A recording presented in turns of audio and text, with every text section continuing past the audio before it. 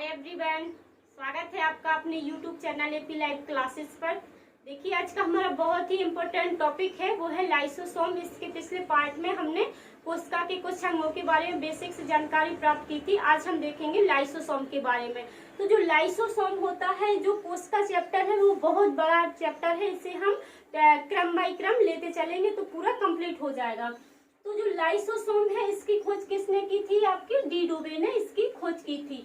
और जो लाइसोसोम होता है, इसमें एक बहुत ही शक्तिशाली पावरफुल एंजाइम पाया जाता है, जो जल अपघटक एंजाइम है, जिसे आप हाइड्रोलाइट्रिक एंजाइम के नाम से भी जानते हैं।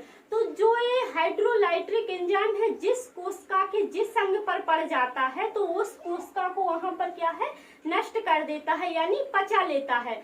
तो इसमें जल अपघटक एंजाइम पाया जाता है, ठीक है। और ये क्या है, जहां पर भी ये एंजाइम गिर जाए या फिर पड़ जाए, तो वहां की कोशिकाओं को नष्ट कर देता। तो और जिसे हम बोल सकते हैं कि इसमें कोशिकाओं का क्या हो जाता है, पाचन, यानी कोशिका का पाचन हो जाता, ठीक है। यहाँ पर क्या है, ये कोशिका का पाचन हो जाएगा।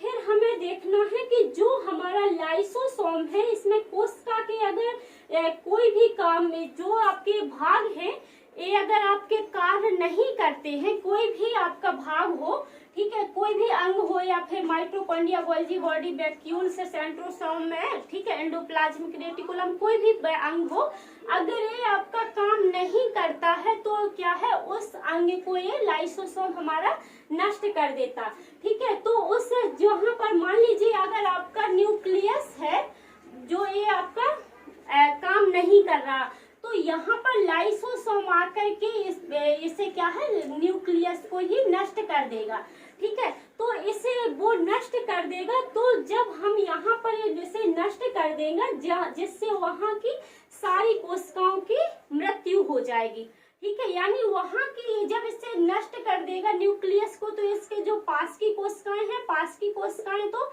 पूरी क्या हो जाएंगी, अपने आप से नष्ट हो जाएंगी। जब मान लीजिए ये ही नहीं रहेगा, तो सारी कोशिकाओं का नष्ट होना या मरना पॉसिबल है। तो यहाँ से हम बोल सकते हैं कि जो लाइसोसोम होता है, ये सारी चीजों को, यानी सारे अंगों को नष्ट कर देता है।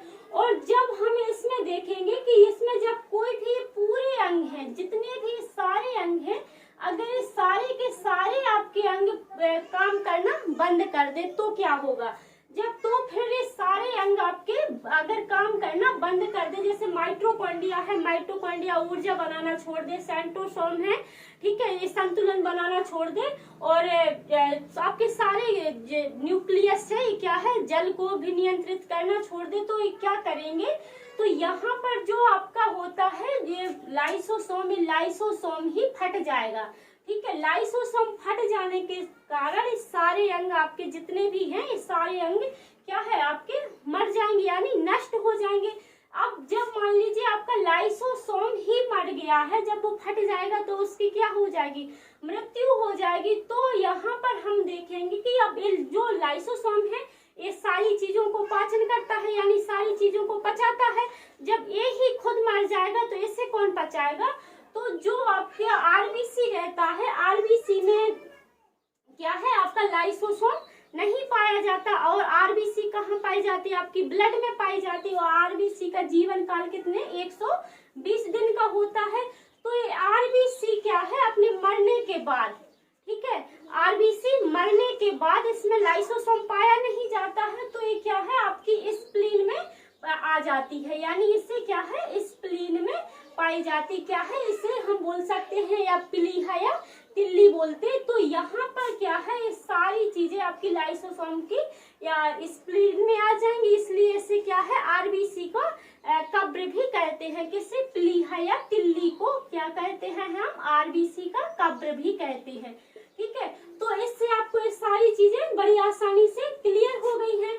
अब जैसे मान लीजिए सीधी सी भाषा में बोला जाए कि जो हमारा लाइसोसोम है, ये काम सारी चीजों को क्या है, नियंत्रित करता है, क्योंकि यही बताता है कि भाई आपका काम क्या है। अगर मान लीजिए आपके गाल में कोई खूब जोर से चाटा मारता है, ठीक है, तो वहां की क्या है, कोशिकाएं मर जाएंगी। अगर कोशिका मर जाए, अगर बहुत तेजी से मार दिया जाए तो वहां पर क्या है, आपका लाइसोसोम भी मर जाता है। तो आप देखते हो कि यहाँ पर अगर बहुत तेजी से चोट लग जाती है तो वहां पर काले दाग पड़ जाते हैं, जिसे आप बोलते हो कि वहां का खून मर गया है। ठीक है, तो वहां पर खून नहीं मरता, वहां की क्या हो जाती है, आपकी कोशिका भी मर जाती है और लाइसोसोम, दोनों चीजें मर जाती हैं।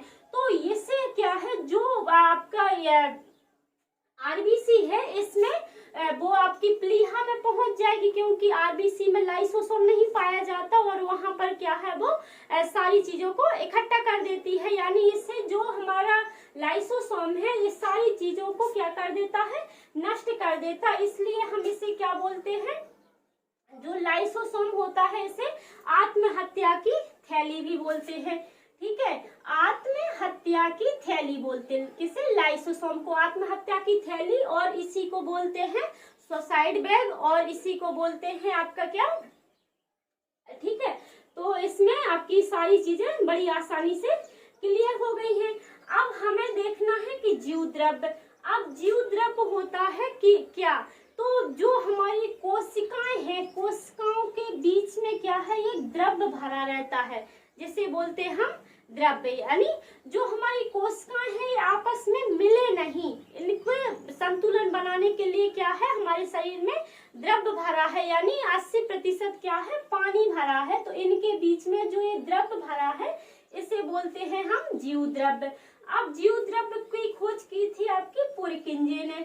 ठीक है, पुरकिंजे ने जीवद्रव्य की खोज करता है पुरकिंजे। ठीक है, तो जिसे हम क्या बोलते हैं, प्रोटोप्लाज्म के नाम से जानते हैं, किसे, जीवद्रव्य को। अब जो जीवद्रव्य होता है वो दो भागों में बटा हुआ है, यानी ये दो प्रकार का होता है।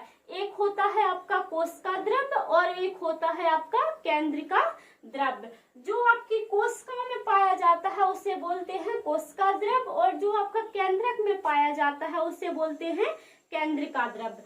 अब जैसे, अब इसके लिए आप एग्जाम्पल से समझ लीजिए, आपका क्या है, ये है केंद्रिका द्रव्य, यानी न्यूक्लियस आपका केंद्र में होगा, तो यहाँ पर ये क्या भरा हुआ है, एक द्रव्य भरा हुआ है। ठीक है, और यहाँ पर भी सारे अंगों के बीच में एक क्या है, द्रव्य भरा है। जो कोशिकाओं के बीच में भरा है उसे बोलते हैं कोशिका द्रव्य। कोशिका को इंग्लिश में साइटो बोलते हैं, इसलिए से साइटोप्लाज्म के नाम से जानते हैं। और जो केंद्रिका द्रव्य है, यानी जो यहाँ पर केंद्र में भरा हुआ है, केंद्र को न्यूक्लियस बोलते हैं, इसलिए इसे न्यूक्लियोप्लाज्म के नाम से भी जानते हैं। तो इससे आपको ये सारी चीजें क्लियर हो गई हैं। अब हम देखते हैं कि जो हमारा जीव द्रव्य है, जैसे मान लीजिए एग्जाम्पल से समझ लीजिए, आप एक पॉलीथिन लिए हो, पॉलीथिन में आप बहुत सारा सामान इकट्ठा कर लोगे, तो क्या है, जब आप उसे लेकर के चलोगे तो वो सामान हिलेगा डुलेगा, और जिससे वहां पर वो सामान क्या है, एक दूसरे में सट के जाएगा। जैसे आपने देखा होगा कि मान लीजिए आप मोबाइल को ऑनलाइन मंगाते हो या दुकान से मंगाते, ठीक है, तो वहां पर वो सारी चीजें एक डिब्बे में, अलग अलग डिब्बे में कवर रहेंगी, ईयरफोन किसी में, मोबाइल किसी में, चार्जर किसी में, ताकि वो एक दूसरे से सटे नहीं। और इसी ना सटने के लिए हमारे शरीर के अंगों, वो कोशिका के अंगों के बीच में एक द्रव्य भरा है कि ये हमारा क्या है, इनका संतुलन बना रखे, एक दूसरे से चिपके नहीं। अगर मान लीजिए इन दोनों की चीजों के बीच में अगर कुछ ना हो, यहाँ पर भरा ना हो, गैप ना हो, तो ये क्या है, ये यहाँ पर सट जाएंगे।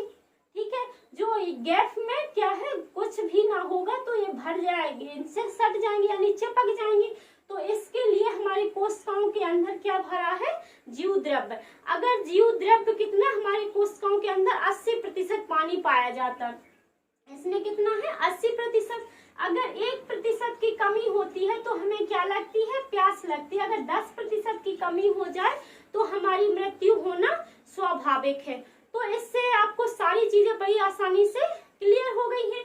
तो अब आपको कोशिका द्रव्य और जीव द्रव्य लाइसोसोम के बारे में कोई भी डाउट नहीं रहेगा। मिलेंगे नेक्स्ट वीडियो में, तब तक के लिए जय हिंद।